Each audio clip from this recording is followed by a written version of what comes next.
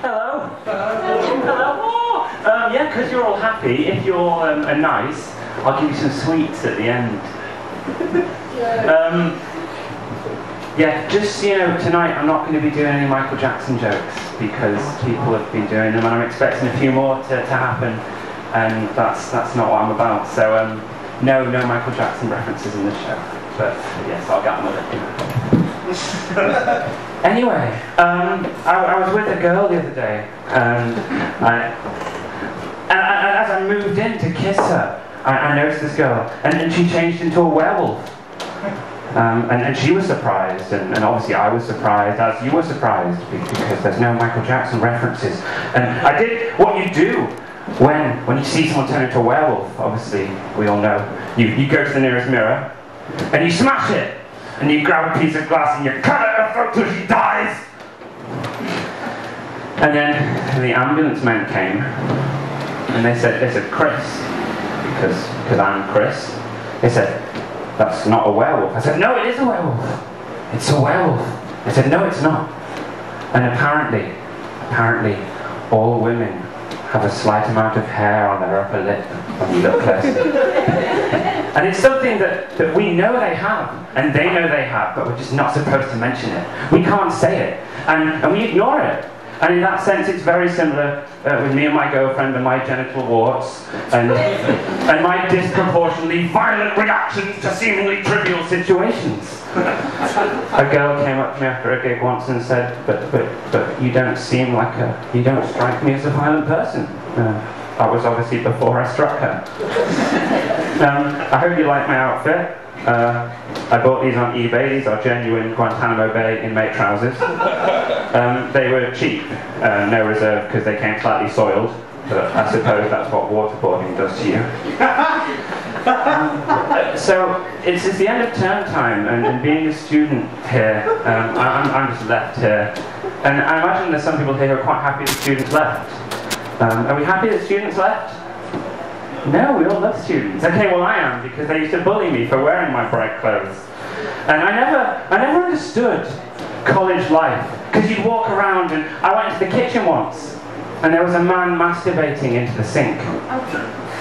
And a man, not even a student. and I went up to him, I said, excuse me, why? And then I noticed he was masturbating into a saucepan in the sink. I said, why are you masturbating into a saucepan?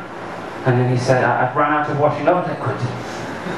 And I thought, okay, that's a pretty good excuse to come up with on the spot. But in my head, I know you ran out of carbonara sauce. But being a chemist, I went back to my room and I went down to my computer and I opened Google. And I'm like, okay, semen. Okay, and semen has a lower surface tension than water. It's also a disinfectant and a surfactant, so you can use it as washing up liquid. On a side note, my girlfriend's spending a lot less on anal bleaching. Speaking of that area, I went horse riding 2 weeks ago, and I had a pretty nasty jump on the horse, and I landed quite painfully between my genitals, scrotum, and my anus. And it swelled up into a big red swelling. So I went to the doctor in Summertown, and he said, I said, doctor. It's not a doctor, Judge. I said, doctor, there's this thing, and he goes, okay, well, he did his exam, and he goes, there's some good news and bad news. The good news is it will go down in a week or two, and it'll be fine. But the bad news is it will come back next year, and then disappear.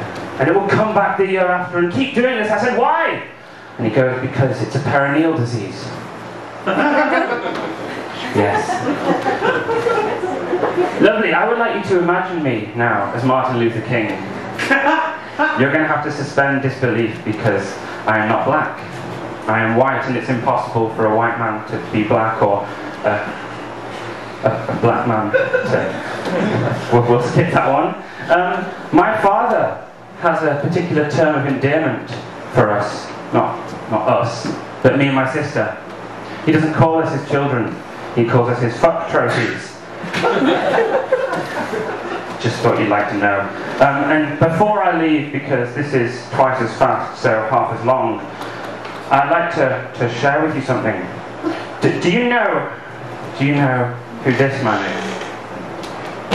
If you go down Cornmarket a lot, do you see this man? Do you see him doing this? It's going to be a drive-by in 5 minutes. It's a pedestrianised shopping centre, so it's not going to be a drive-by. But I was following him, and something fell out of his pocket. It wasn't this, because this cost £20, and he's poor.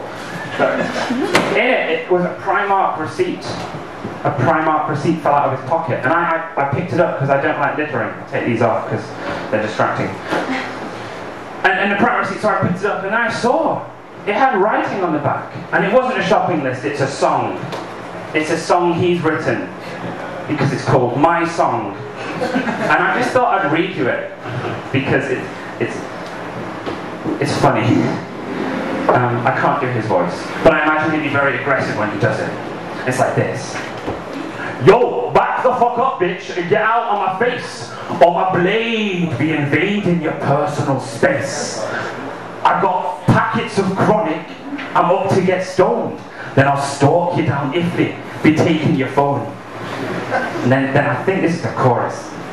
2 verses is a lot for him. I'm proud of my background like Nelson Mandela. He's not black. I'm oppressed by the government like Nelson Mandela. I need you to join in on this.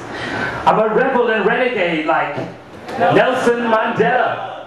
I'm unique, innovative, and #1 like Rihanna's hit single Umbrella. Lovely. Well, that's me, and I did say sweets, so there's actually some sweets, and I'll put them in a pile so you can scrabble. But thank you so much for having me and laughing and being lovely. You were lovely. Good night.